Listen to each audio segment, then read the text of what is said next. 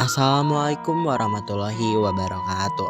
Sampurasun patepang deui sareng singkuring Triputra Sutrisna di kelas 11 IPS 4. Ayeuna abdi bade ngadugikeun warta tentang banjir di Bala Endah.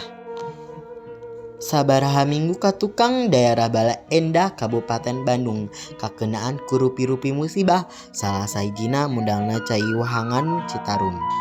Dumasar kana data aya nu kurang leuwih 1536 imah katut wangunan sakola jeung pamarentahan kakeum ku Cai Wahangan Citarum panyebab modalna Cai Wahangan tah sababna gedena cai jeung lobana runtah anu ngahalangan kokocoran anu ngabularkeun cai dip jadi ngayembeng.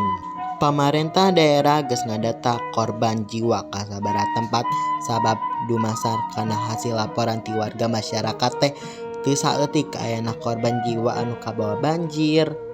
Masyarakat Kota Bandung ngarasa prihatin ku ayana musibah eta. Masyarakat oge ngayakeun tareka ngumpulkeun warga keur sumbangkeuneun ka warga anu keunaan musibah eta. Sakitu we warta anu tiasa singkuring dugikeun. Wassalamualaikum warahmatullahi wabarakatuh.